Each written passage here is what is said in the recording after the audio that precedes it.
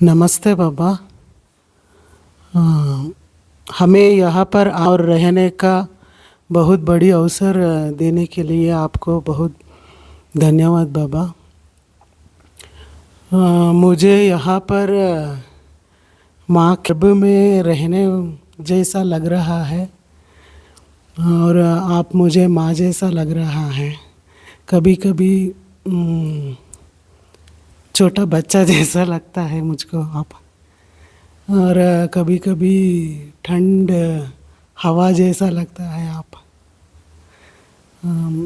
इस अनुभव को देने के लिए आपको बहुत बड़ा धन्यवाद प्रभु बाबा जी। और मेरा प्रश्न है, मेरा मार्ग कैसा पता लगाए, उसके बारे में थोड़ा बता दें।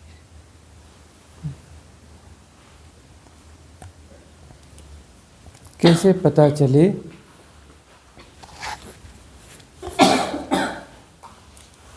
कि मेरा मार्ग क्या है, मेरी साधना पद्धति क्या है।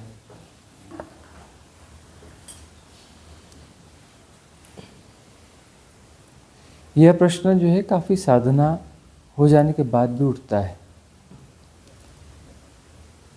साधना में काफ़ी वर्ष बिताने के बाद भी यह बार बार बात खड़ी हो जाती है कि मेरा मार्ग क्या है,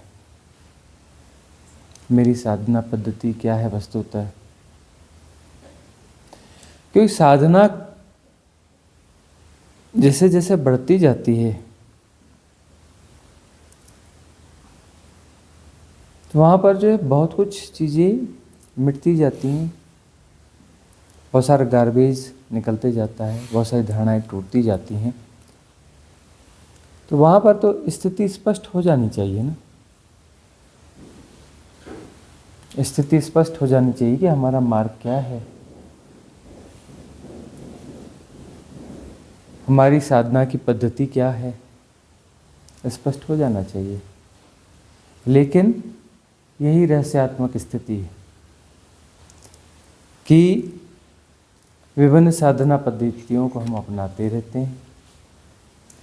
किन्हीं विशिष्ट साधना पद्धति को हम ज़्यादा अपनाते हैं, ज़्यादा श्रम करते हैं।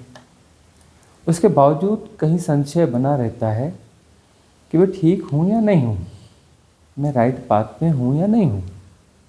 और दूसरा यह कि मैं कैसे पहचानूं कि मेरा राइट पाथ कौन सा है, मेरी साधना पद्धति कौन सी है। एक व्यक्ति ऐसा होता है जो गैर साधक होता है, और गैर साधक होता है उसके मन में कोई संशय नहीं होता है। वह किसी रिचुअल को पकड़े हुए रहता है, उससे पूछो धर्म क्या है, बोलता है ये रिचुअल, यही तो धर्म है। उसको कोई संशय पैदा नहीं होता। वो कुछ भी कर रहा हो, उल्टा सीधा कुछ भी कर रहा हो, लेकिन उसके मन में संशय पैदा नहीं होता। वो कहता है नहीं, बस यही है धर्म। कोई बोलता है हाँ वो 2 अगरबत्ती लगा दो, है ना, और जो है बस मन साफ तो सब साफ, है ना। और से पूछो मन साफ का क्या मतलब होता है, भाई मन साफ का मतलब मन साफ होता है, तो सब साफ। मन क्या होता है, अरे होता होगा कुछ भाई। वह जो है कुछ समझना ही नहीं चाहता, कुछ समझना ही नहीं चाहता। छोटा मोटा कोई रिचुअल कर लेता है और वह कहता है कि बस यही सही है, दृढ़ता से उस पर डटा रहता है। यह दृढ़ता जो है मूर्खता की निशानी है। और साधना में जैसे जैसे गहरे जाते हैं, अलग अलग पद्धतियों को हम अपनाते हैं, वहाँ पर जो संशय बढ़ता है, हिचकिचाहट बढ़ती है। उनसे पूछो कि धर्म क्या है, बोले कुछ पता नहीं चल रहा है। साधना क्या है, बोले कुछ कुछ करते हैं, जो बन पड़ता है करते हैं, लेकिन जो है वास्तविक साधना क्या होनी चाहिए, कैसी होनी चाहिए, पता नहीं है खास, लेकिन कोशिश कर रहे हैं।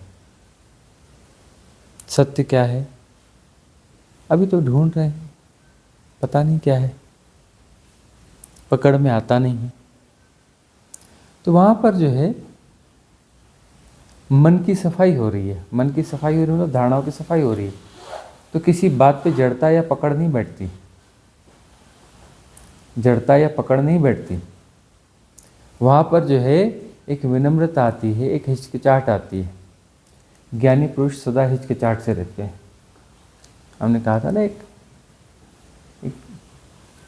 विशिष्ट ज्ञानी व्यक्ति था जो भोजन बनाता था, हेड कुक था PWD का, उस रेस्ट हाउस का, जहाँ पर हम कुछ साल तक वहीं पर हमने भोजन किया।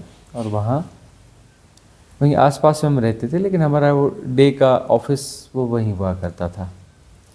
उसी के गार्डन में बरगद के पेड़ के नीचे हम कुर्सी टेबलें लगा के बैठा करते थे और वहाँ पे दोपहर में वैसी बिल्डिंग में विश्राम किया करते थे। भोजन वहीं होता था हमारा।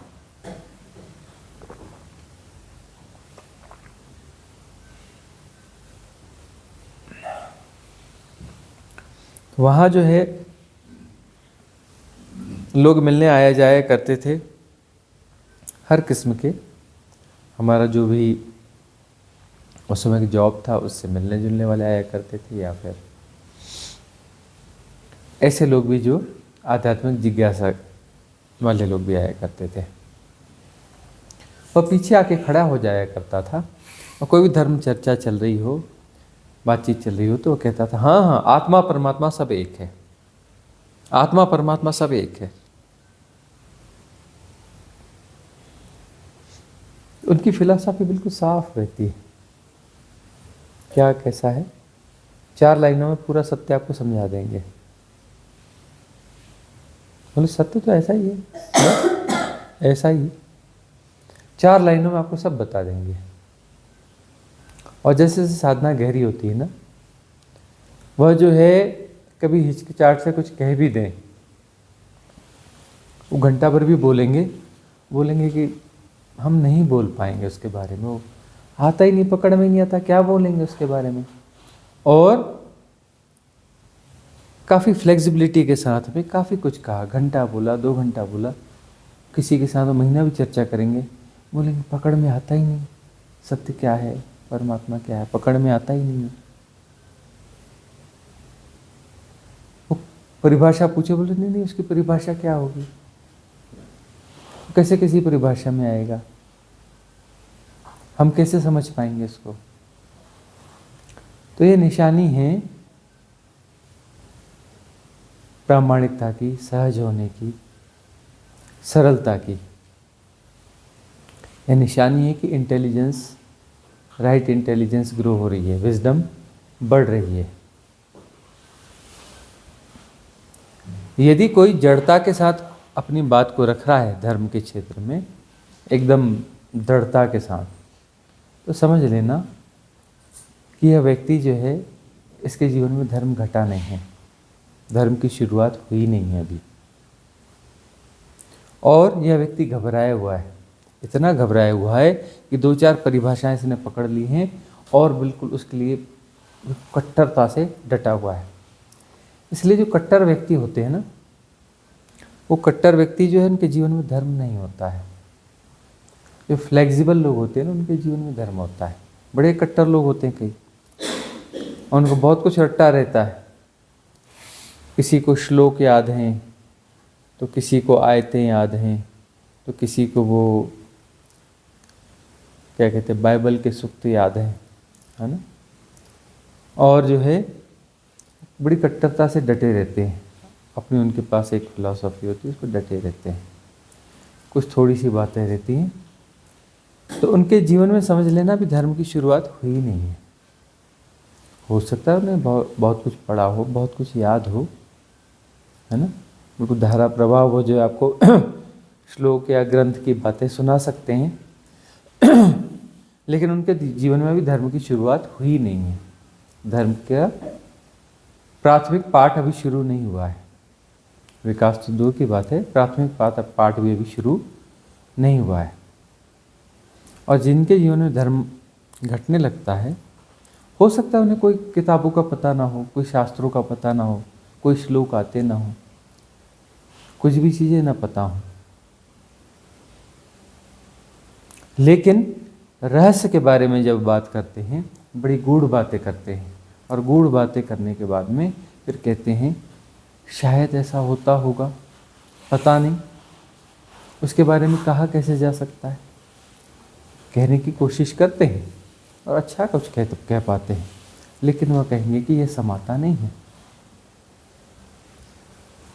आगे पता नहीं क्या होगा, पता नहीं हमारी मुक्ति होगी या नहीं होगी।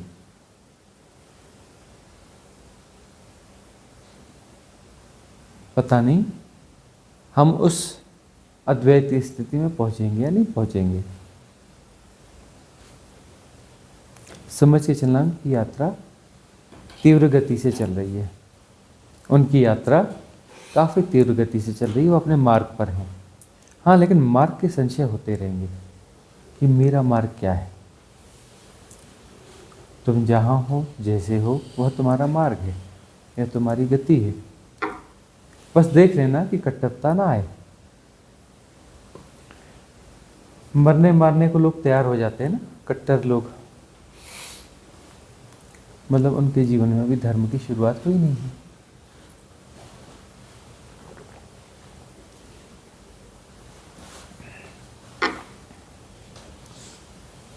धर्म को फैलाने की कोशिश करते हैं, धर्म का प्रचार प्रसार करने की कोशिश करते हैं।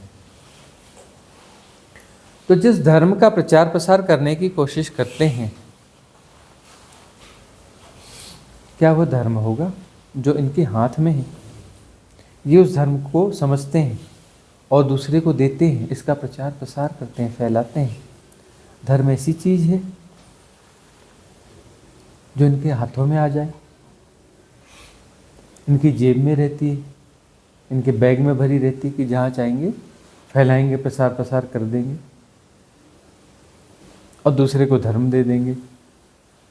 क्या धर्म ऐसी चीज़ है? इतनी हल्की चीज़ है, इतनी हल्की चीज़ है कि इनके गंदे हाथों में और गंदे जेबों में समा जाए और ये बात बांटें और बढ़ जाए। इतनी हल्की चीज़ है धर्म।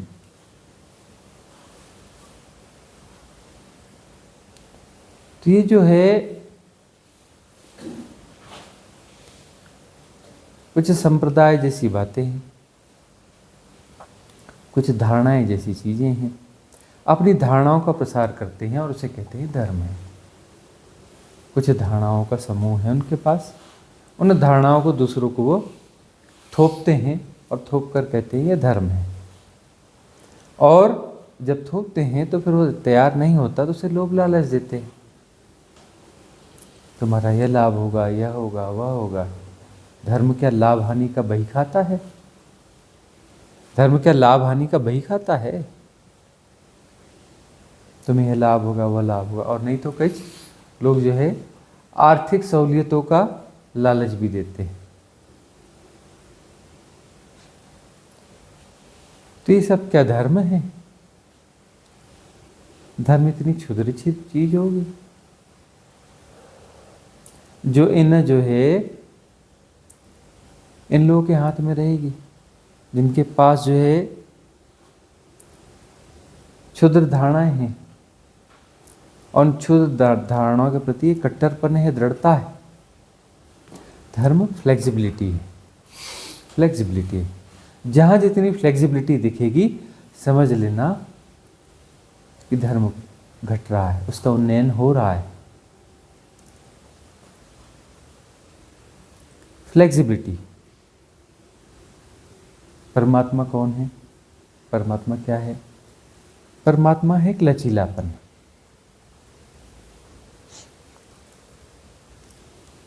जब यह लचीलापन परम हो जाता है, फ्लेक्सिबिलिटी अल्टीमेट हो जाती है, तो समझ लेना कि परम हो गए, परमात्मा हो गए। कोई व्यक्ति दृढ़ है, कट्टर है, मतलब वो पत्थर है वह भी परमात्मा, लेकिन विलोम परमात्मा है। कैसा परमात्मा है? विलोम है, जड़ है, जड़ परमात्मा है। और जैसे जैसे वो फ्लेक्सिबल होता है अपने वास्तविक स्वरूप में वह आते जाता है।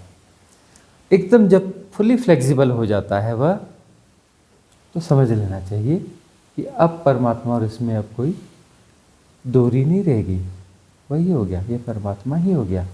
कि परमात्मा है परम लचीलापन, परम लचीलापन, फुल ऑफ फ्लेक्सिबिलिटी, यह है परमात्मा।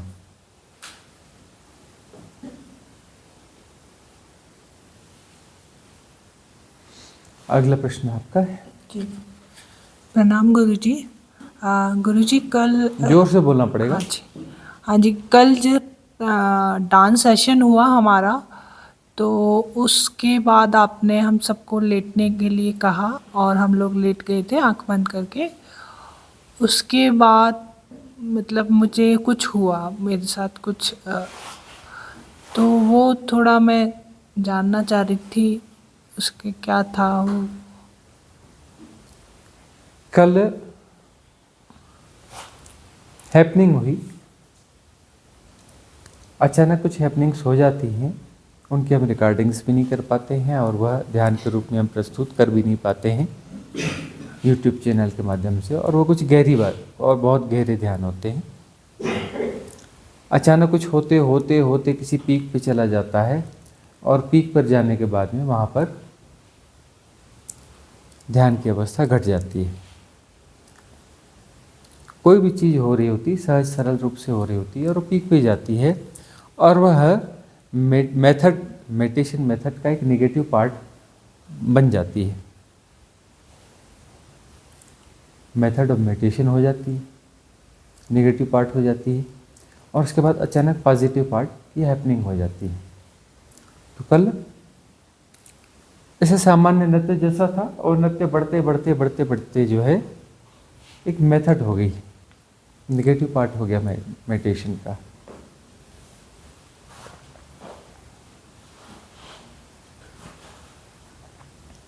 और उसके बाद में जो है वह स्थिति घट गई।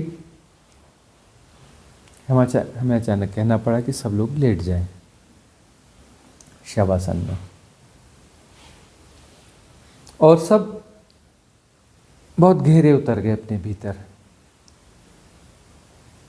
सब गहरे उतर गए, और ज़्यादातर लोगों को ध्यान के ग्लिम्स आए, ज़्यादातर लोगों को आए, जिसमें 3 लोग काफ़ी गहरे गए।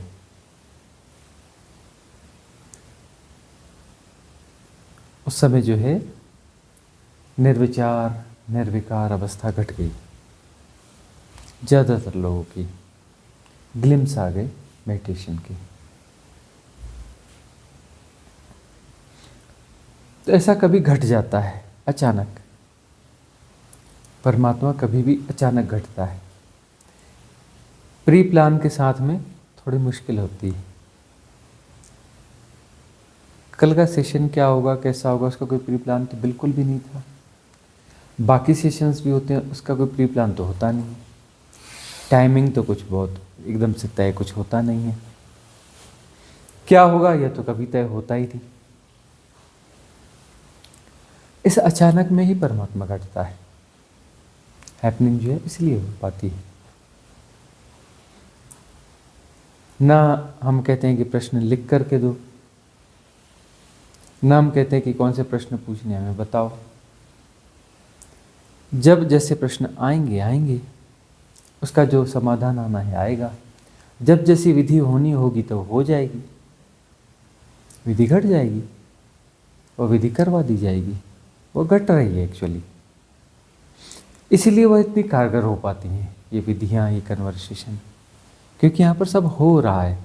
करने वाला कोई है नहीं, कोई नहीं कर रहा है, सब अपने से हो रहा है, अपने से हो रहा है और अपने से जाना जा रहा है। तो सहज अवस्था में हैपनिंग हुई और बहुत सारे लोग ध्यान की गहराई में उतर गए, अच्छे गहरे ग्लिम्स आए। 3 लोगों के थोड़ा गहरा अनुभव हुआ। इस प्रकार का भी अनुभव हुआ कि उनका काफ़ी कुछ जो गार्बेज है वो बाहर निकलना था, वो बाहर निकल गया। जो भावात्मक स्थितियां भी होती हैं ना, वह भी गार्बेज ही होता है। भावनात्मक जो गहराइयाँ होती हैं ना, और उससे कुछ भाव निकलते हैं, वह भी गार्बेज ही है, और वो बाहर निकलता है। तो जब बाहर निकल जाता है तो भावातीत स्थिति आती है, भावातीत ध्यान घटता है। अब भावातीत ध्यान जो है ये एक ब्रांड भी रहा है पहले कभी, है ना। तो हम उस ब्रांड वाले भावातीत ध्यान की बात नहीं कर रहे हैं, हम वास्तविक असली भावातीत ध्यान की बात कर रहे हैं।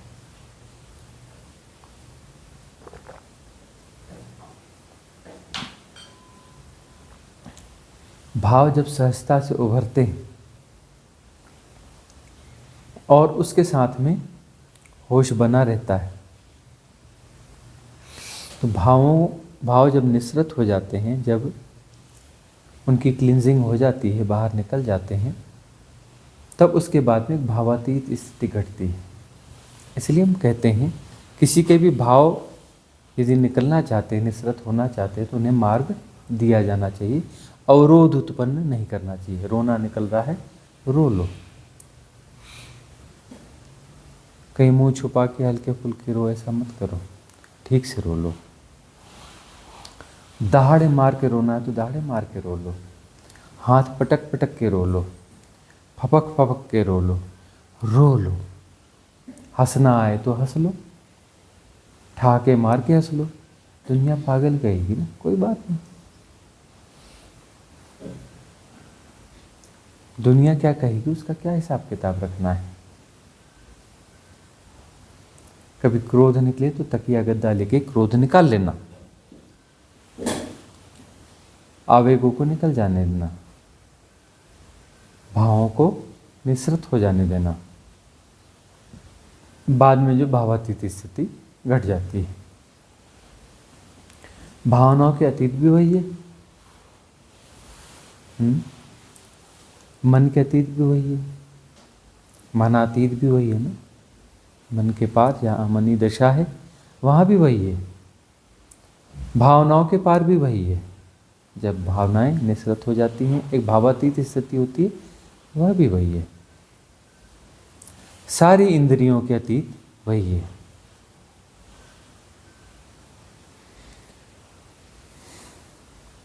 तो वह जो स्थिति घटती है वह सौभाग्य की स्थिति होती है। ग्लिम्स आते हैं, ग्लिम्स आते हैं तो थोड़ा भरोसा बनता है। इस ग्लिम्स को फैलाना है। स्वाद तो आ गया ना, उस स्वाद को फैलाना है। स्वाद आया ही नहीं, हाइपोथेसिस है तो हाइपोथेसिस कितनी भी बड़ी हो काम नहीं आएगी। स्वाद, थोड़ा भी स्वाद आ गया तो काम आ जाएगा। बस यही स्वाद है, इसी स्वाद को पकड़ना है, इसको फैला लेना है पूरे जीवन पर। पूरे जीवन में यह स्वाद फैल गया तो बात बन गई। तो इसलिए ग्लिम्स का बड़ा महत्व है। पता तो चल गया यह है, एक बार प्रकाश की छोटी सी झलक दिखाई पड़ गई तो पता तो चल गया कि यह प्रकाश है। अब प्रकाश को ढूंढना आसान होगा, पहचानना आसान होगा। तो एक बार तो भेंट हो गई, थोड़ी देर के लिए सही, लेकिन हो तो गई। आगे की बात बन जाएगी। अगला प्रश्न किसी का है? आपका ही? हाँ। बबीता जी ने लखनऊ से प्रश्न पूछा है। ध्यान के समय जब ध्यान घटता है तो कुछ भी नहीं होता है, वहाँ पर जाना जा रहा होता है, इसके आगे कुछ भी महसूस नहीं होता। क्या यह सही है? आगे कैसे बढ़ें? और कौन कौन से ऐसे लक्षण हैं जिनसे ये पता चले कि हम सही दिशा में जा रहे हैं? कृपया मार्गदर्शन करें।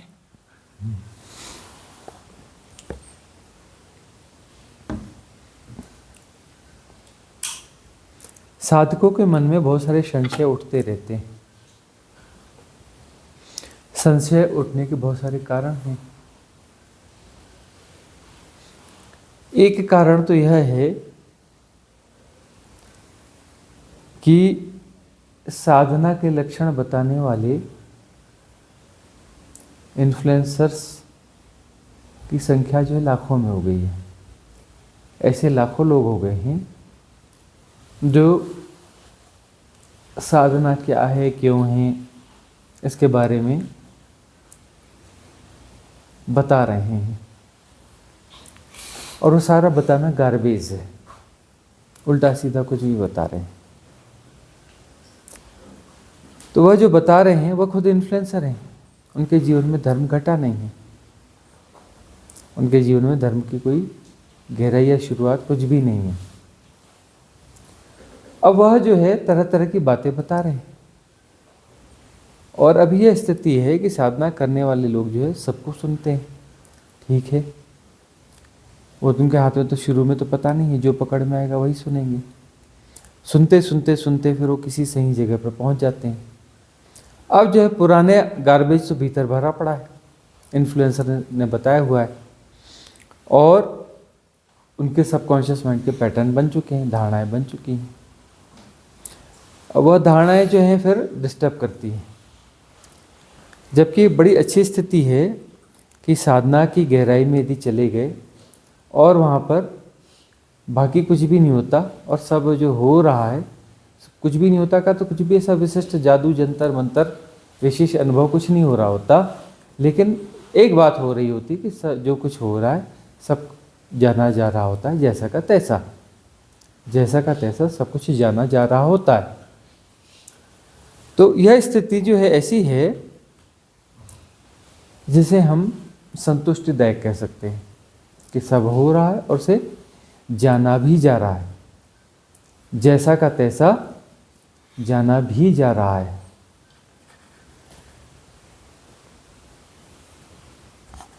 ये बहुत अच्छी स्थिति है, बहुत सुंदर स्थिति है। ऐसा आग्रह होता है कि हमें भी ऐसा कुछ हो जैसा इन्फ्लुएंसर्स ने बताया है, ऐसा चमत्कार घटेगा, यह होगा, यह दिखेगा, वह दिखेगा, ऐसा होगा। बहुत सारे लोग तो इस प्रतीक्षा में लगे रहते हैं कि कहीं किसी भगवान के दर्शन होंगे, कहीं किसी भगवान के दर्शन होंगे।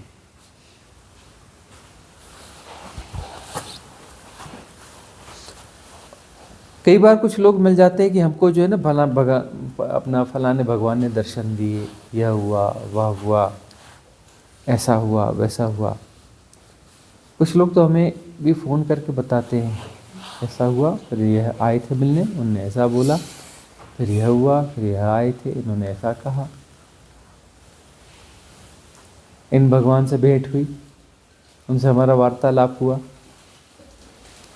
तो ऐसे मन के प्रोजेक्शंस जो है उनके बड़े भारी चल रहे होते हैं, प्रोजेक्शंस के बीच में फंसे हुए लोग हैं, और यह अपनी बातें कहते हैं तो जो भी साधना की शुरुआत में है उनको लगता है ये बड़े गहरे साधक है, कुछ विशिष्ट घटा है, इनको भगवान ने दर्शन दिए, इनसे भगवान बात करने आते हैं, और ये सब मन के प्रोजेक्शन है।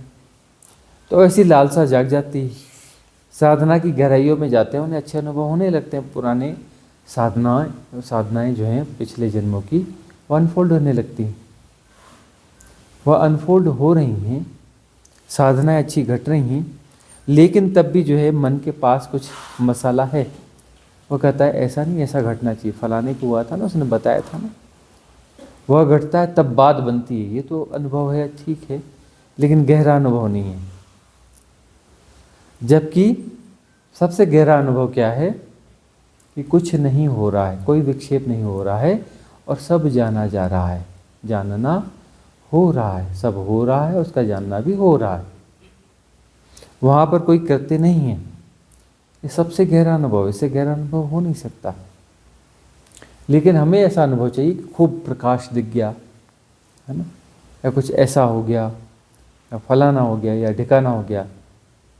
तो इस प्रकार के जो आग्रह हैं वो इन्फ्लुएंसर के माध्यम से आए हुए रहते हैं, अभी के या पहले के, कभी भी भीतर वह धारणा है तो वह धारणा उभर के आएगी, उसकी उदीर्णा होगी।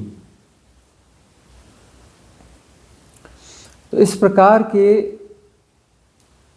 व्यर्थ के अनुभवों का आकर्षण जो है वो विदा हो जाना चाहिए साधकों के मन से।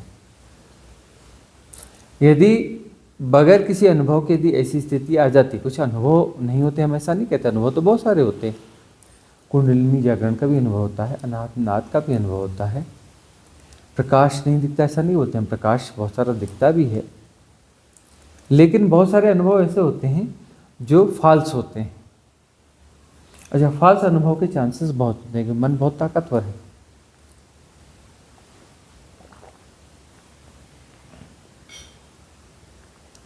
फॉल्स अनुभव कैसे भी हो सकते हैं। ऐसे बहुत सारे लोग हैं जिनका बड़ा नाम है, उनके जीवन में यह है, बोले कृष्ण ने हमको दर्शन दिए थे।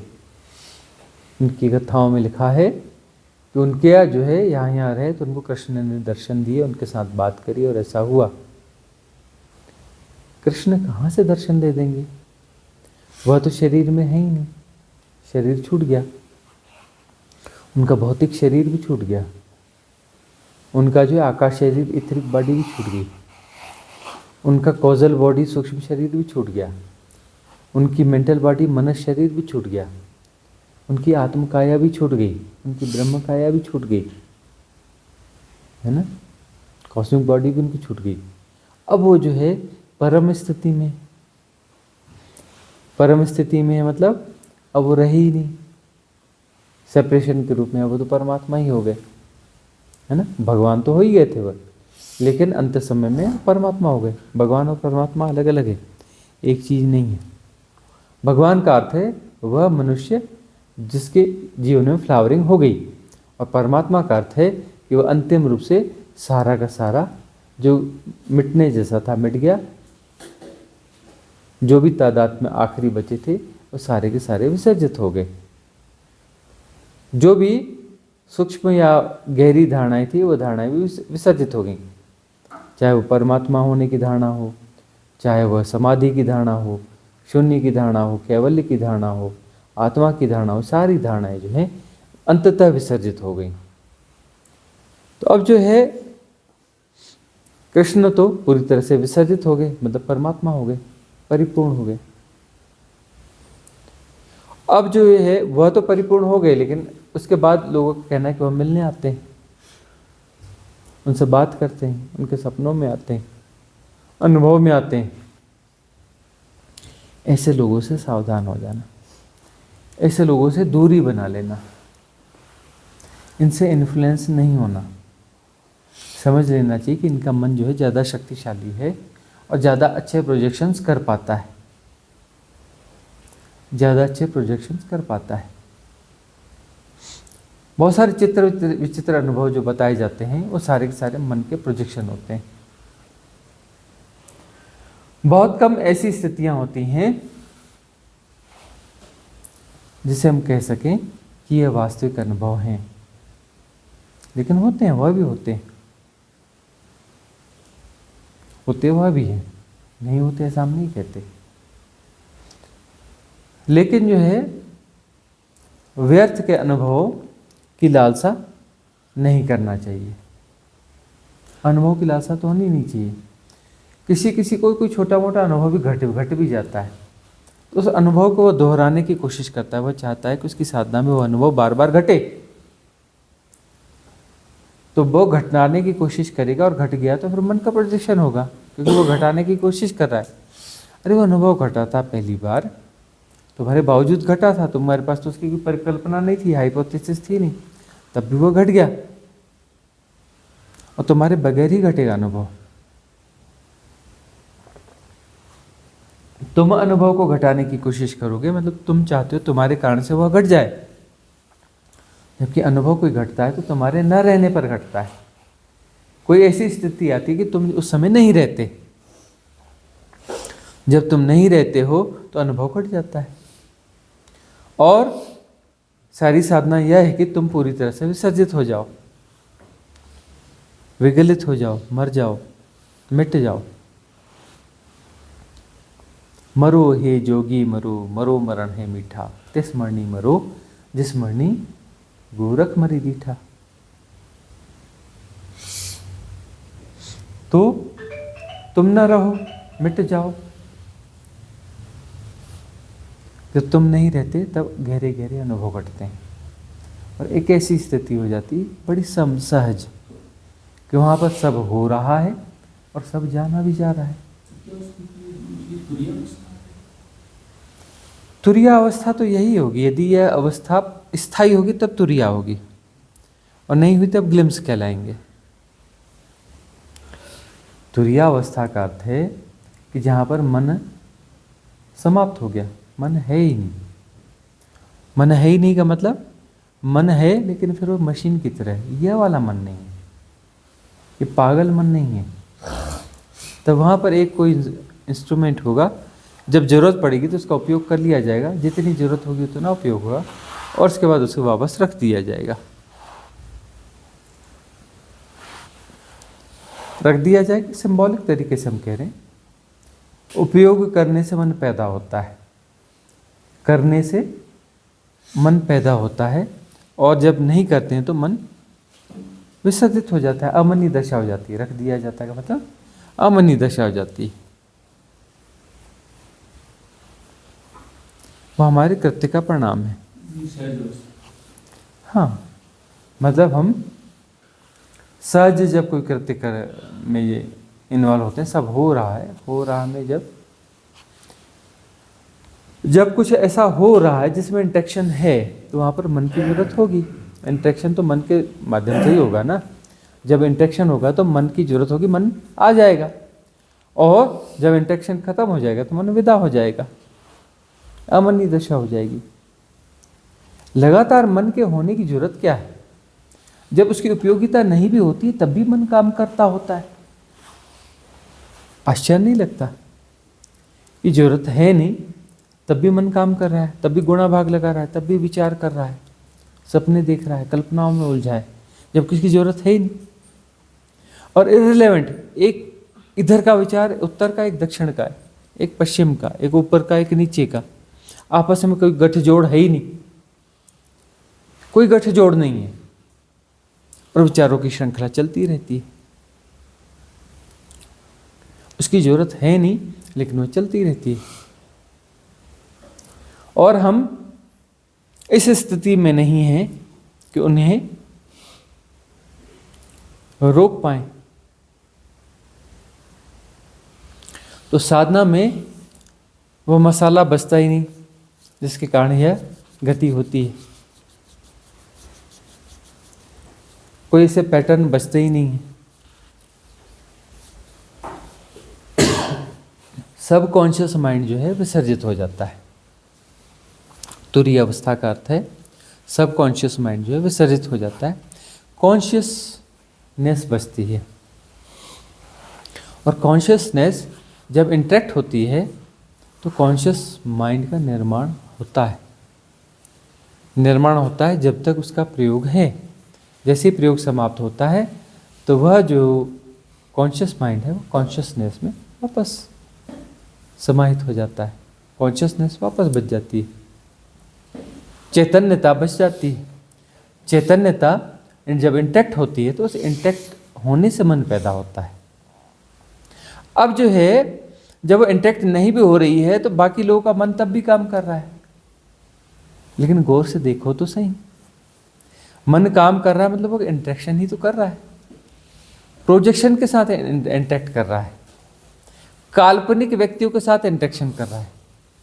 भाई विचार चल रहा है तो किसी के साथ इंटरेक्शन चल रहा है ना, किसी के साथ बातचीत कर रहे हो या किसी से झगड़ा कर रहे हो या किसी को दबा रहे हो, किसी को डरा रहे हो, किसी से प्रेम प्यार कर रहे हो, कल्पना में ना, झूठे व्यक्ति के साथ में, इल्यूजनरी बीइंग के साथ में जो है इंटरेक्ट कर रहे हो, इसीलिए तो मन चल रहा है ना।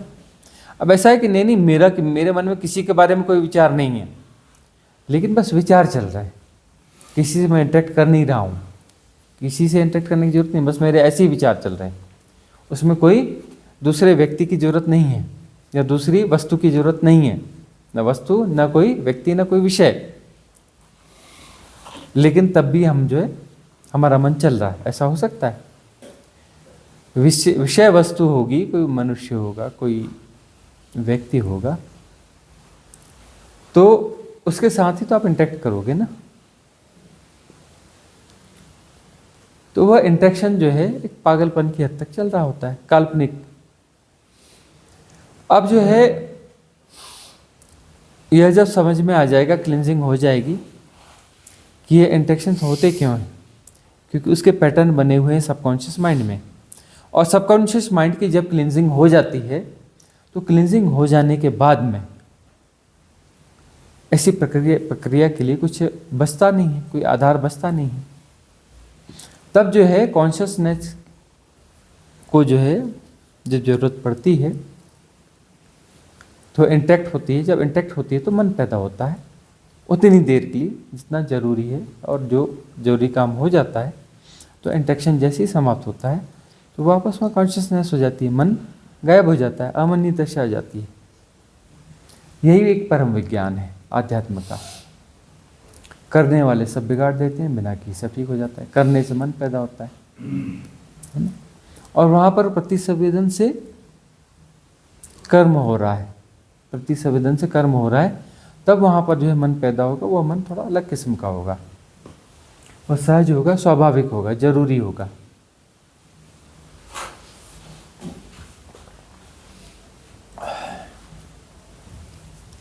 अगला प्रश्न किसका है? एक साधक ने क्वेश्चन भेजा है। हाँ। मेरा भोजन पर से मन उचाट हो गया है, इसका क्या अर्थ है? अच्छा, भोजन पर से मन उचाट हो गया है। हाँ। ऐसे लोग तो हमारे बीच में भी बैठे हैं जिनका भोजन से मन उचाट हो गया है।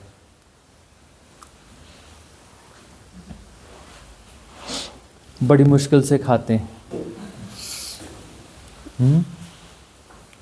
एक आध बार खा लिया, बहुत बड़ी बात हो गई। मस्का लगाना पड़ता है, खा लो खा लो खा लो। थोड़ा तो खा लो। अच्छी स्थिति है। यह स्थिति आती है जब भोजन से मन उचाट होने लगता है। जब अन्नमय कोश भग्न होने की स्थिति में आता है ना, तो शुरुआत में ऐसा होता है। और जब भग्न हो रहा होता है ना, तब उपवास घटता है। तब क्या होता है? उपवास घटता है, किया नहीं जाता, घटता है। कुछ दिनों तक भोजन कर ही नहीं सकते, भोजन कर ही नहीं सकते।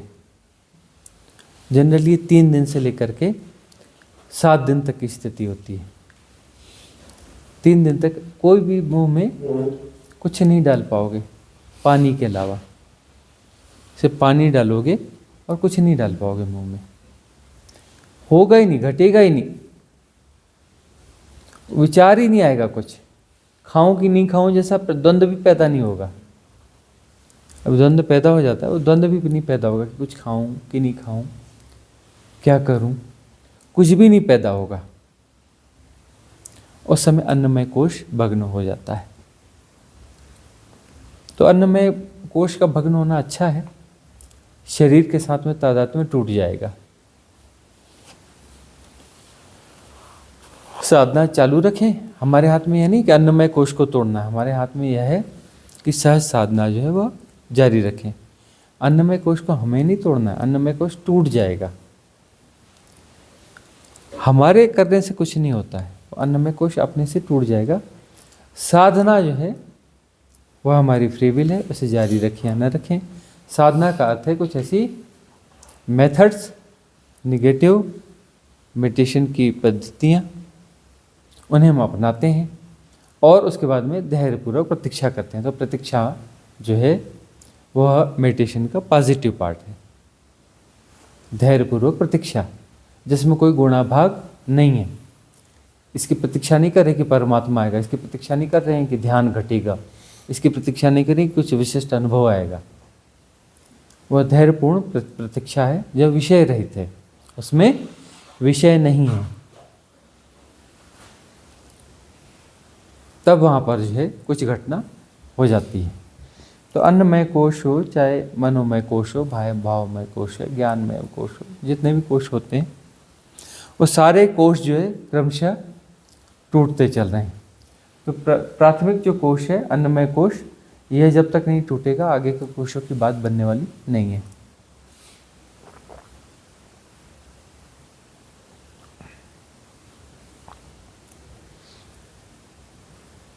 घट रहा है, अच्छी बात है, लेकिन इसको सिंबल नहीं बना लेना। बहुत सारे लोग हैं ना, कहते हैं कि इन्होंने 30 दिन का उपवास किया, इन्होंने इतने दिन का उपवास किया। जब वो उपवास तोड़ते हैं तो बड़े तामझाम भी होते हैं। कुछ लोग बोलते हैं ना, हमने इतने 16 सोमवार रखे और क्या क्या बोलते हैं। अब क्या बोलते हैं उपवासों का, जो भी रखते हैं, तो उसका जो है क्या उद्यापन करेंगे। अब क्या करेंगे, उद्यापन करेंगे, दुनिया को बताएंगे कि देखो हमने यह किया, और अब इसका हम उद्यापन कर रहे हैं।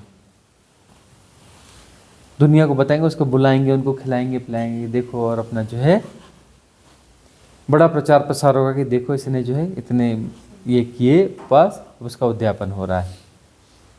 उसमें ज़्यादा कुछ तो ना खाया उसने, कुछ किलो वो साबूदाने उबाल के खाए होंगे, कुछ किलो आलू खाए होंगे, है ना, वो 2-4 बाल्टी दूध पिया होगा।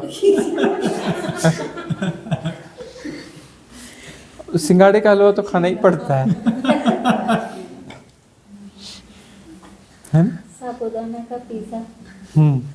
अच्छा, साबूदाने का पिज़्ज़ा भी आता है, वाह वाह। हाँ, उसको पीस लेते, पाउडर बनाते।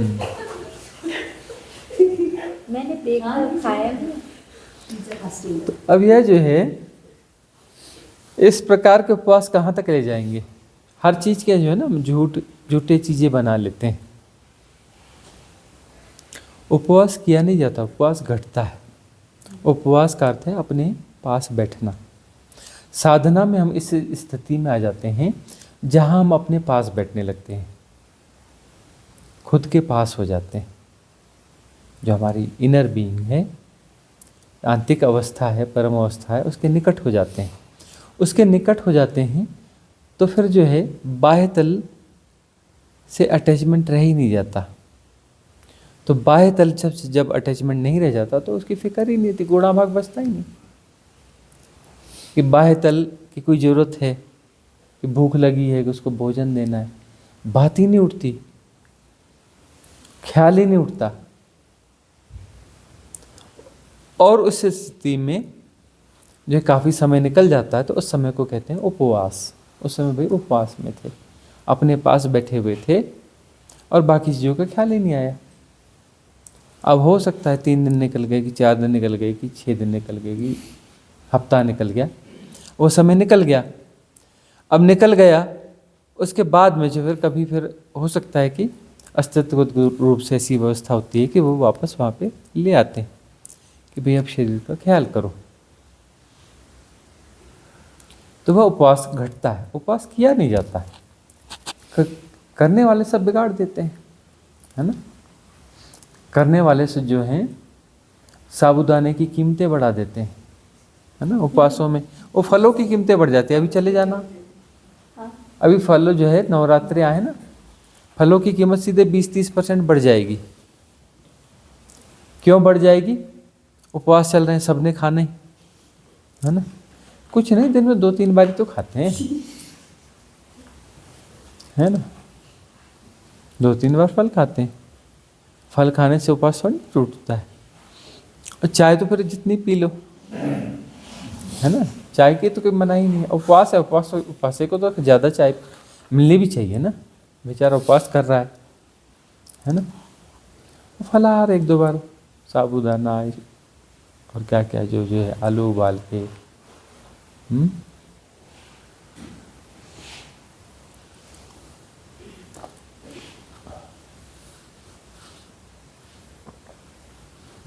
उपवास घटता है, उपवास घट रहा है उनके जीवन में। जो भी साधक के प्रश्न किया है, उनके जीवन में उपवास घटना शुरू हो रहा है। वो जो 1-1 महीने जबरदस्ती के उपवास करते हैं और जब उपवास टूटता है तो उनकी यात्राएं, झांकियाँ निकलती हैं। सुना होगा, उनकी झांकियाँ निकलती हैं। ऐसा भी सुना है हमने कि कुछ लोग कहीं कुछ ऐसे भी मार्ग हैं, उनमें आत्मज्ञान घटता है, उसके कोई लक्षण होते हैं और उसके बाद जो है उनकी विशेष झांकी निकलती है। हाथी पे बिठाल के जो है या रथ पे बिठाल के जो है उनकी झांकी निकाली जाती है कि इनको आत्मज्ञान घट गया। और इन्होंने इतने लंबे उपवास किए, उसकी झांकी निकलती, उसके बड़े चर्चे होते हैं, बड़ा कुछ तामझाम प्रोग्राम किया जाता है ना। जो उपवास में है, अपने पास बैठा हुआ है, उसके जीवन में ऐसा घट जाता है, घटने के बाद वो सहज हो जाता है, दुनिया को पता भी नहीं चलता, क्योंकि पता करवाने वाला कौन, और पता क्यों करवाएगा किसी को। यह हो रहा है कि मैंने ऐसा किया जी, मैंने वैसा किया जी, है ना। तो मैं ही मजबूत हो रहा है ना। अब हम बैठे हैं जी, हाँ 30 दिन उपवास करने वालों की उसकी यात्रा निकल रही हो, करके देख रहे हैं, देखा तुम कर सकते हो, है तुम्हारी ताकत, देखो हमने करके बता दिया। ऐसे देखते हाँ, इधर से उधर, इधर से उधर, सबको देख रहे होते हैं, तू देख रहा है कि नहीं।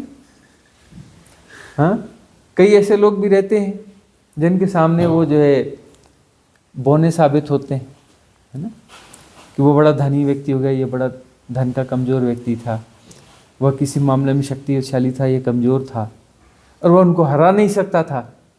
अब वो उनको गौर से देता, देखा मैंने तुमको हरा दिया। बड़े ताकतवर बनते थे ना, देखो मेरी झांकी देखो। बड़े ताकतवर बनते हो, रह के दिखा दो 30 दिन उपवास। हाँ, बड़े धनी बनते थे, तुम्हारा धन काम आ रहा है, देखो मैं बैठा हूं अब झांकी में, और तुम अपना नीचे खड़े होकर मुझे देख रहे हो। तो इस प्रकार की चीजें घटती हैं। ये कोई उपवास नहीं है, यह आत्महिंसा है। यह जो है आत्महिंसा है। और संसार में ऐसे रिचुअल्स, ऐसे ढोंग धतूरे सदा चलते आए हैं और सदा चलते रहेंगे, क्योंकि संसार ऐसा ही है। ऐसा नहीं कि ऐसा पहले नहीं था। यह सृष्टि शाश्वत है और सदा से ऐसी है, ऐसा ही है उसका नियम है, इसके होने का ढंग ही ऐसा है। बस इसे जान लिया जाना चाहिए और इसके पार हो जाओ। ऐसा ही है और ऐसा ही होता रहेगा, आगे भी होता रहेगा। देख समझ लो, नहीं देख समझ पा रहे हो, तप्ती नहीं हो रही है, कोई बात नहीं, फिर से आ जाना देखने के लिए। शरीर खराब हो गया, दूसरा मिल जाएगा, आ जाना, फिर यही चीज़ें दोबारा देख लेना, बार बार देखते रहना। स्कूल का बस्ता बार बार उठाते रहना, A for apple, B for bye करते रहना। तो अब यदि इस साधक के मन में ऐसा उठ रहा है कि जो है भोजन का आकर्षण खत्म हो रहा है, तो वास्तविक उपवास करता है।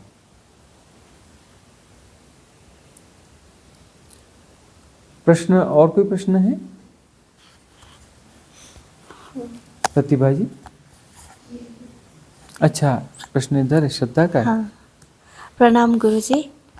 आज सुबह से मुझे सर में बहुत भारीपन ऐसा लग रहा था, रोना जैसे भी बहुत आ रहा था। तो मुझे ये पूछना है कि हर एक चीज़ जो आप बताते हो ना, कि पेंटिंग करने में भी ध्यान लग जाता है, तो ये सारी चीज़ें मैं पहले बहुत करती थी। सुबह तक मैं क्राफ्ट वर्क है या ड्राइंग है, वो सब मैं बनाया करती थी।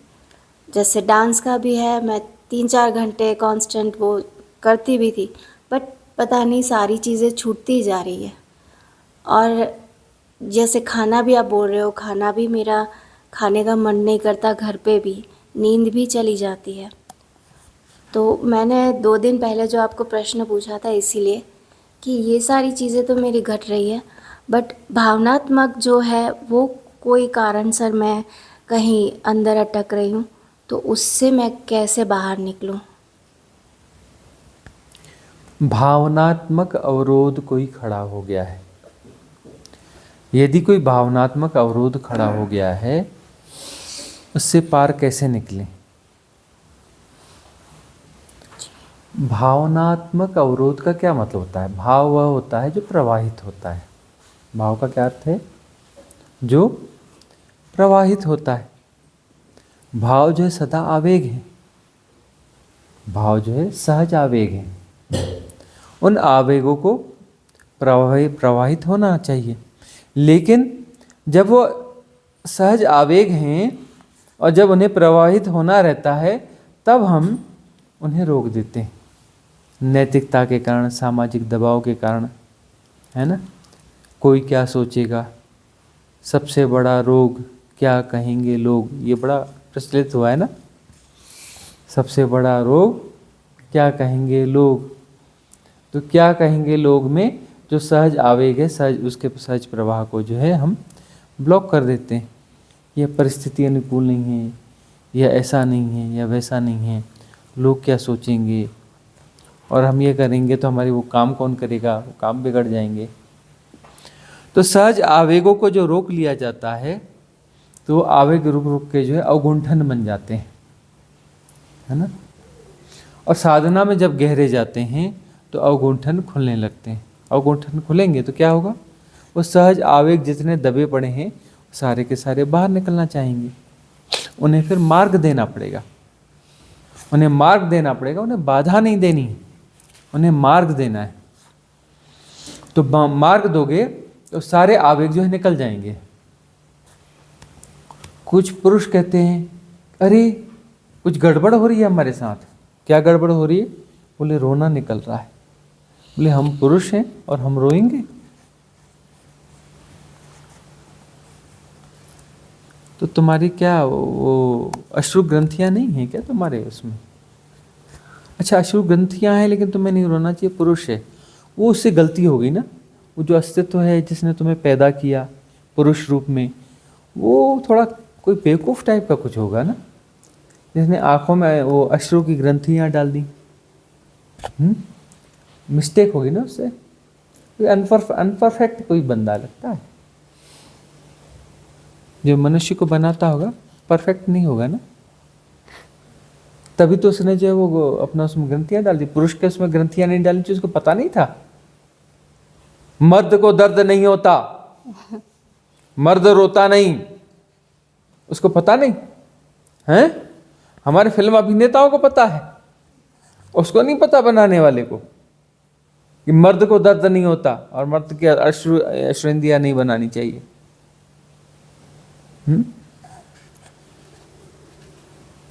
अरे आंखों में जो व्यवस्था है, अश्रुंदियां हैं, भाव हैं, आवेग हैं, किस लिए हैं?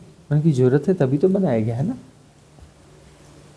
गुरुजी पहले ऐसे मैं ज़ोर से रोया भी करती थी, जैसे कोई खाली मैदान है या फिर मेरे चेहरे पर ढका और मैं चला रही हूँ व्हीकल, तो ऐसे ज़ोर से रो लेती थी। बट अब सारी चीज़ें पता नहीं क्यों, जैसे वो पेंटिंग, वो ध्यान भी मुझे पता था कि वो ध्यान लग जाता है, मुझे कभी थकान नहीं लगती थी, वो सब चीज़ें किया करती थी। पर वो सारी चीज़ें क्यों कर रही हूँ, किसके लिए? मीन्स ऐसा हो गया है, मैं कुछ आगे नहीं बढ़ पा रही हूँ।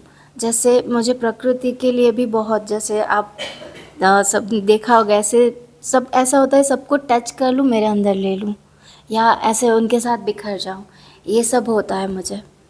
उनको देख के खुश हो जाती हूँ।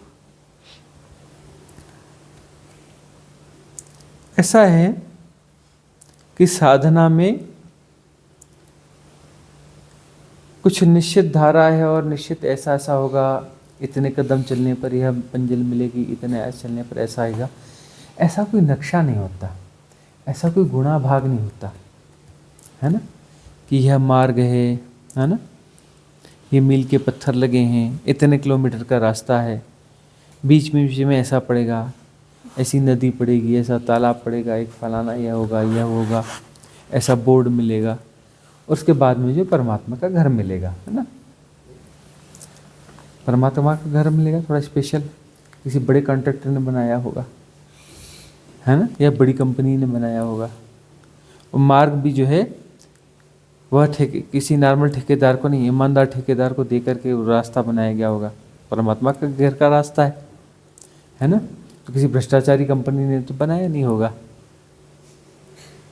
है कि नहीं। तो परमात्मा कोई खास बंदा होगा जो कॉन्ट्रैक्टर होगा, तो उसने ही बनाया होगा, तो अच्छा रास्ता बनाया होगा। बदले में परमात्मा ने कहा होगा, जा तेरे को जो दुनिया के 100 कॉन्ट्रैक्ट दिलवा दूंगा, वहाँ तू घोटाले कर लेना।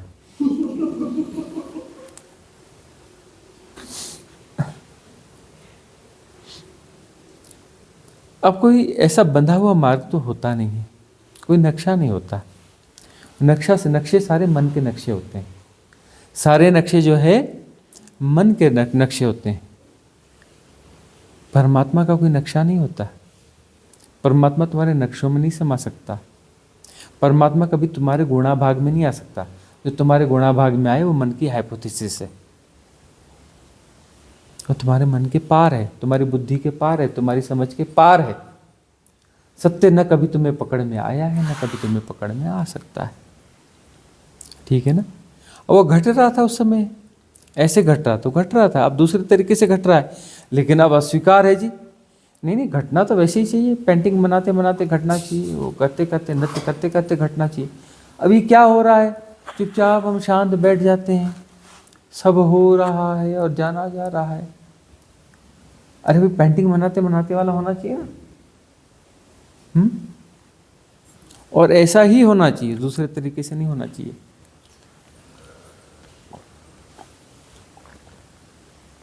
अब ये तुम तय करोगे कि तुमको वो परमात्मा कैसे घटना चाहिए ना।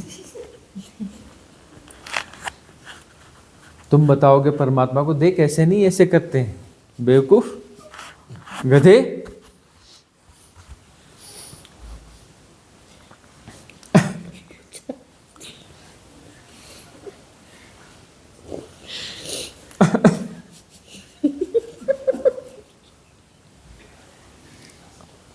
अब तुम तय करोगे कि परमात्मा को क्या सिखाया जाना चाहिए, क्या पढ़ाया जाना चाहिए।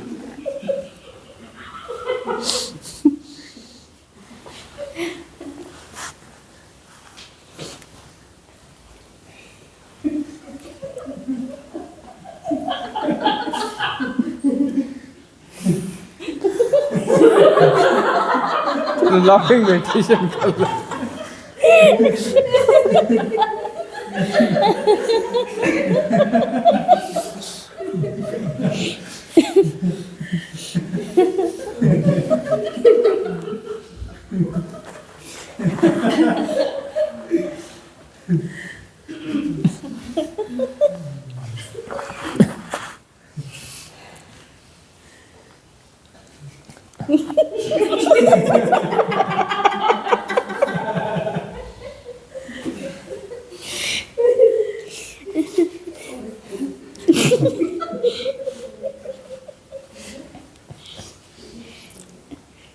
हम परमात्मा कुछ ऐसा ही चाहते हैं जो हमारे हिसाब से चले,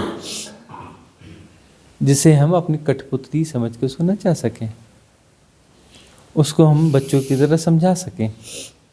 ऐसा नहीं करते बेटा, ऐसा करते।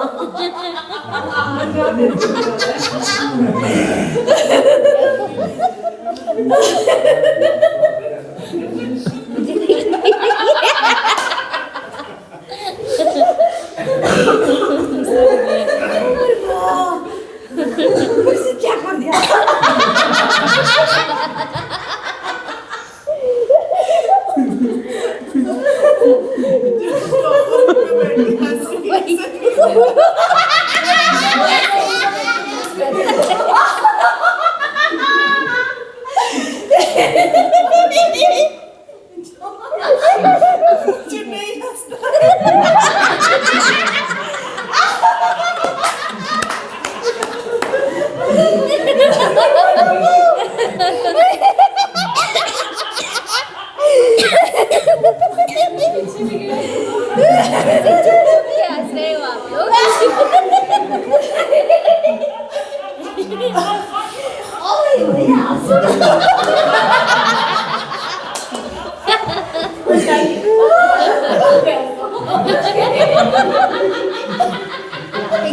शुरू हो गई।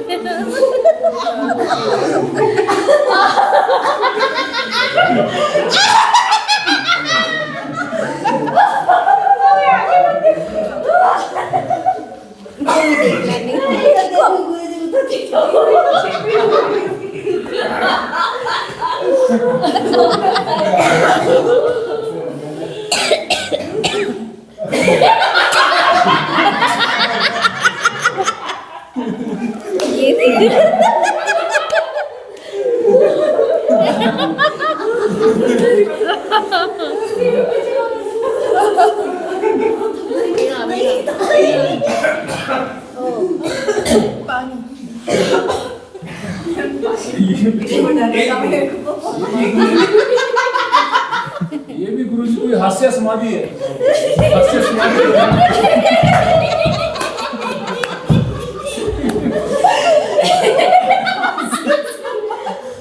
हास्य समाधि ताश खेलते आ गए आप लोग। सो रही थी।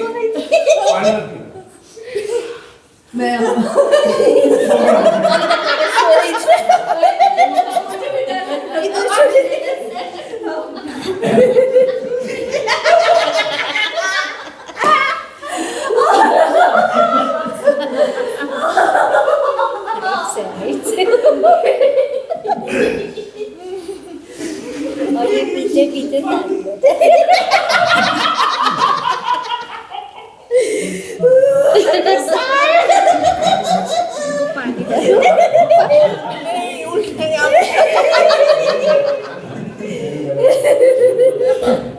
श्रद्धा जी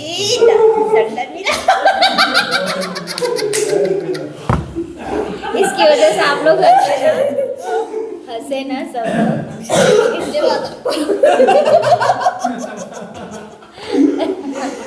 मुझे भले डंडा मिला बस सब लोग हंस पड़े अब सबको बता दो आप क्यों हंसी हो।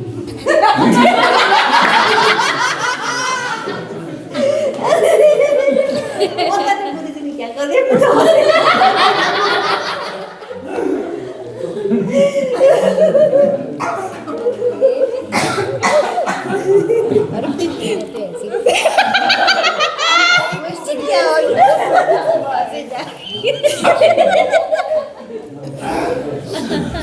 जी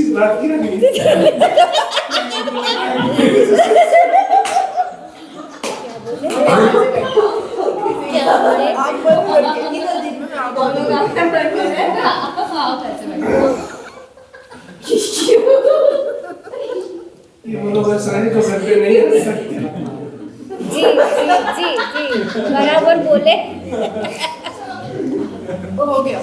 हो गया कल से ना सेशन में पीछे बैठना।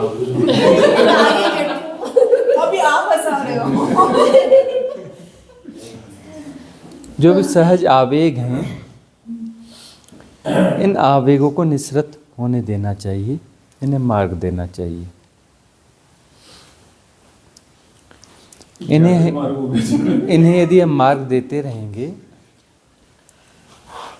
तो जीवन में सहजता बनी रहेगी और कोई अवगुंठन नहीं बनेंगे, कोई भी अवगुंठन नहीं बनेंगे। अवगुंठन बन गए हैं, यह अवगुंठन ही व्यक्तित्व बन जाते हैं, सेपरेशन बन जाते हैं। हम जैसे होना चाहते थे, जैसे होने के लिए थे, वैसे नहीं हो पाए, कुछ और बन गए, लेकिन अब वैसा होना चाहते हैं। अब चाह आ गई कि हमें वैसा ही होना है जैसा हमें होना चाहिए था, और हम कुछ और हो गए। और वैसा ही होने के लिए हमें कुछ करने की ज़रूरत नहीं है। जो इन्फ्लुएंसेस से हम प्रभावित हो गए हैं कि ऐसा नहीं करना है, ऐसा करने से गड़बड़ हो जाएगा, यह हो जाएगा, तरह तरह के भाव हैं, भय हैं, वह हमें अवरोध देते रहेंगे, अवरोध बनते रहेंगे। तो सहज स्वाभाविक होना ही साधना की एकमात्र प्रक्रिया है, जिसमें आवेगों को सहज मार्ग मिलना चाहिए। आवेग जैसे ही बाहर निकल जाते हैं तो वह स्थिति हो जाती है जो अवगुंठन रहित है। और जो अवगुंठन रहित स्थिति है, जहाँ कोई गांठ ही नहीं है तो मन नहीं है, मन नहीं है तो गति नहीं है, गति नहीं है तो यात्रा नहीं है, यात्रा नहीं है तो मंजिल नहीं है, यात्रा नहीं है तो जन्म नहीं है, अगला जन्म नहीं है। अगला जन्म यात्रा का परिणाम है। यात्रा अवगुंठनों की यात्रा है ना। अवगुंठन है कि ऐसा होना चाहिए, ऐसा होने के लिए हमें योग्य परिस्थिति चाहिए, कहीं यात्रा करनी पड़ेगी। हम प्रतीक्षा करेंगे उस समय की, जब वो अच्छा समय आएगा और जब वहाँ पर परिस्थिति होगी, तब हमारे ये अवगुंठन खुलेंगे, है ना। हम वैसा कुछ कर पाएंगे, वो कुछ पा पाएंगे। जबकि अभी और यहीं हम सहज हो जाए, सरल हो जाए, तो अवगुंठन अपने आप खुलना चालू हो जाते हैं। अवगुंठन खुल जाते हैं, बात बन जाती है। अवगुंठन खुलते ही बात बन जाती है। अब पहले ऐसा था जी, ऐसा था तो था, अब कैसा है? अब ऐसा है तो ऐसा है तो है, स्वीकार करो कैसा है ना? अब वह जब प्रकटन किसी और तरीके से होना चाहता है उस तरीके से होगा। अस्वीकार नहीं होना चाहिए। अस्वीकार से अवगुंठन बनते हैं। नए अवगुंठन जो है वह अस्वीकार से बनते हैं। स्वीकार से नए अवगुंठन तो नहीं बनते हैं। पुराने अवगुंठनों की निर्जरा होती है, उन्हें देखा जाता है और उन्हें उस आवेगों को, उन अवगुंठनों को मार्ग दिया जाता है। मार्ग देने पर वह निःसृत होते हैं और उनका सहज प्रभाव होता है तो अवगुंठन बाहर हो जाते हैं, गांठें खुल जाती हैं, निर्ग्रंथ हो जाते हैं, है ना। ग्रंथियाँ खुल जाती हैं और हम निर्ग्रंथ हो जाते हैं। क्या हम निर्ग्रंथ हो सकते हैं? ये जो ग्रंथियां हैं या अगुंठन है, इनका जोड़ हम हैं। तो हम निर्ग्रंथ हो जाते हैं का अर्थ है कि सारी ग्रंथियां विसर्जित हो जाती हैं और हम नहीं रहते। महामृत्यु घटती है। महामृत्यु किसकी? इस झूठे उसकी। अब अवगुंठनों का जोड़ कहे कि नहीं नहीं हम धागे नहीं हैं, हम तो गांठें हैं। अरे भाई तुम गांठे ही, तुम हो क्या हो? धागा ही हो। थोड़ी सी गांठों का आकार आ गया है लेकिन हो तुम धागा ही। अब जैसे ही गांठें खुल जाएंगी तो धागा अपने मूल रूप में आ जाएगा। धागा मूल रूप में आ जाएगा, गांठें विसर्जित हो गई। तो गांठों से जो व्यक्तित्व तो भास रहा था उसकी मृत्यु हो जाएगी। वो मृत्यु कैसी मृत्यु? डरने वाली कोई मृत्यु है? गांठें खुल गई तो गांठों के जोड़ जोड़ से कुछ कुछ महसूस हो रहा था और वह नहीं रहा, नो मोर, मर गया। उसके मरने पर क्या दुख मनाया जाना चाहिए? गांठों के समूह के खुल जाने पर कोई एक अलग आकार, कोई व्यक्तित्व, कुछ चीज़ें हो गई थी कि ऐसा, ऐसी गांठ, वैसी गांठ, इतनी गांठ, यह इसका रूप है, यह ऐसा है, यह इसका नाम है, यह इसका रूप है। अब वह विसर्जित हो गई गांठें, धागा खुल गया तो उस मृत्यु पर दुख मनाया जाना चाहिए। उस गांठ खोलने की प्रक्रिया से डरना चाहिए। डरते हो, नैतिकता बोलती गलत कर रहे हो, समाज बोलते हैं गलत कर रहे हो। तो इस प्रकार के नारे जो है ये भी उठते रहते हैं, अलग अलग तौर तरीक़ों से उठे, लेकिन बड़ा सहज सा नारा उठ गया, सबसे बड़ा रोग क्या कहेंगे लोग। तो लोगों की फिक्र छोड़ दोगे तो लोगों से मिलके, लोग जो है वो समाज का प्रतिनिधित्व करते हैं। मतलब समाज जैसी कोई चीज़ नहीं है, लेकिन जो एक सामूहिक पागलपन को समाज कहते हैं। समाज का अर्थ होता है एक सामूहिक पागलपन। तो वह जो है उनकी फिक्र यदि छूट गई, उनकी यदि फिक्र छूट गई तो फिर जो है सहज हो जाओगे। सहज हो जाओगे मतलब अपने आवेगों को मार्ग देने लगोगे। आवेग जो है सहजता से निकल जाएंगे, गांठें खुल जाएंगी। गांठें खुल जाएंगी तो तुम वही हो। तुम्हें लग रहा था तुम अलग हो, नहीं, तुम अलग कुछ नहीं हो, है ना। जिस मरने से जग डरे मेरो मन आनंद, कब मरी हो कब भेटी हो पूर्ण परमानंद।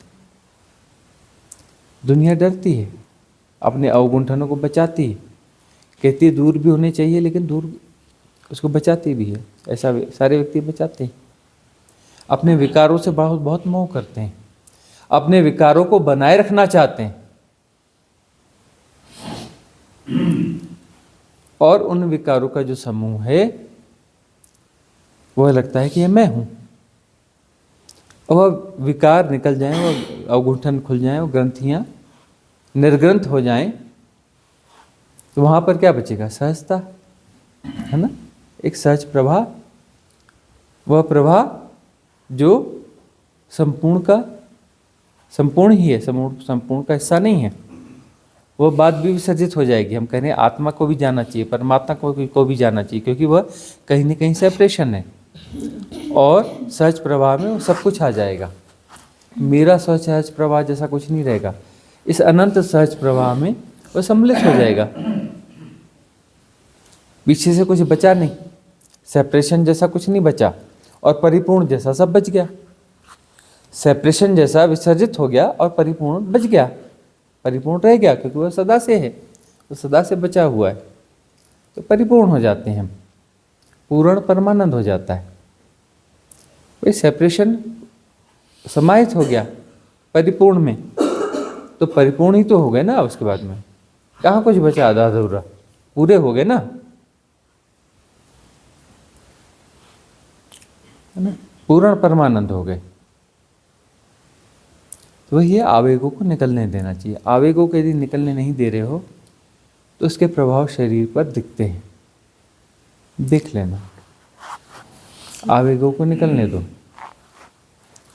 नहीं तो शरीर में जो रोग राई और बाकी चीज़ें दिखती हैं, है ना, कुछ गंभीर रोग या कुछ दिखते हैं, तो उसमें ऐसा नहीं कि वो तो बहुत सारे कारणों से रोग राई होते हैं, कई बार इन कारणों से भी होते हैं।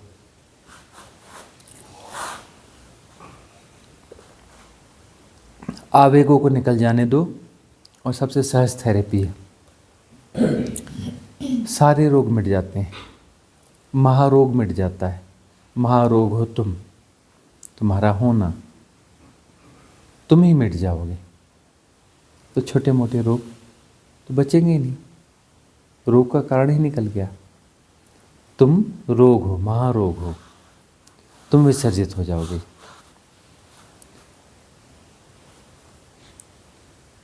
यह तो समझना पड़ेगा ना कि तुम ही महारोग हो, तुम गांठों का जोड़ हो। खुल जाने दो गांठों को, उसके बाद जो है वो रह जाएगा पूर्ण परमानंद। कब मरी हो, कब भेटी हो, पूर्ण परमानंद। उस पूर्ण परमानंद से मिलने का मार्ग यही है। जब तक तुम मरोगे नहीं, गांठें खुलेंगी नहीं, झूठे तादाद में टूटेंगे नहीं, तब तक जो है पूर्ण परमानंद नहीं हो पाओगे। तुम परमात्मा से मिलना चाहते हो, यहाँ गलती है। तुम परमात्मा को नहीं छू सकते, परमात्मा को छुआ नहीं जा सकता, लेकिन परमात्मा हुआ जा सकता है। और तुम गलती कर रहे हो कि तुम परमात्मा को छूना चाहते हो, परमात्मा से मिलना चाहते हो। परमात्मा हुआ जा सकता है। परमात्मा होने का मतलब परम सहज होना। परम सहज में जो जैसा घट रहा है उसे ऐसा होने देना। सब हो रहा है, सब जाना जा रहा है, बस यही तो पूर्ण परमानंद है। सब हो रहा है और सब जाना जा रहा है। उसमें कैसे, कौन सा दुख, कौन सी चिंता, कौन सा दुख, कौन सी चिंता। इस पर स्वामी जी एक प्रश्न आता है कि जैसे आप समझाते हैं तब तो हमें लगता है कि हमें सब समझ में आ रहा है, पूरी क्लैरिटी आ गई, बट कुछ दिनों के बाद फिर कंफ्यूजन आ जाता है, फिर क्लैरिटी आती है, फिर कंफ्यूजन आ जाता है। हाँ, क्लियरिटी जो आती है वो पूरी नहीं आती। यहाँ प्रभाव में रहते हो, है ना, तो यहाँ पर क्लियरिटी आ जाती है, लेकिन अंदर अंदर बचाए भी रखते हो, अंदर अंदर बचाए भी रखते हो। और जिसे तुम बचाए रखते हो वो मौका पाते ही फिर से तुम्हें हैक कर लेता है, वापस तुम्हें हैक कर लेता है। लेकिन ग्लिम्स यदि आ गई तो फिर पीछे जो बच रहा है वो पूरा नहीं बचता है, उसकी ताकत कम हो चुकी रहती है। धीरे धीरे एक ऐसी स्थिति आएगी कि वह पूरी तरह से निशक्त हो जाएगा और मर जाएगा। उसके मरने की प्रक्रिया तो शुरू हो गई है ना। वो मरेगा, कब मरी हो, कब भेटी हो, मरने की उसकी शुरुआत हो गई है। कुछ समय में ग्लिम्स आ रहे हैं, मतलब उस समय के लिए तो मर ही गया वह, फिर जी जाता है, लेकिन पूरा नहीं जी सकता, उसकी ताकत कम हो गई। और जीवन में इसे पूरा फैलाते जाओ, उस होश को, उस जागृति को, है ना। उसकी विधियां दी हुई हैं, उसकी देशना दी हुई है कि कैसे होश को फैलाओ पूरे जीवन पर, हर घड़ी के साथ। तो बाकी समस्याएं धीरे धीरे विसर्जित हो जाएंगी, सारी गांठें खुल जाएंगी। आज की सभा यहाँ समाप्त करें।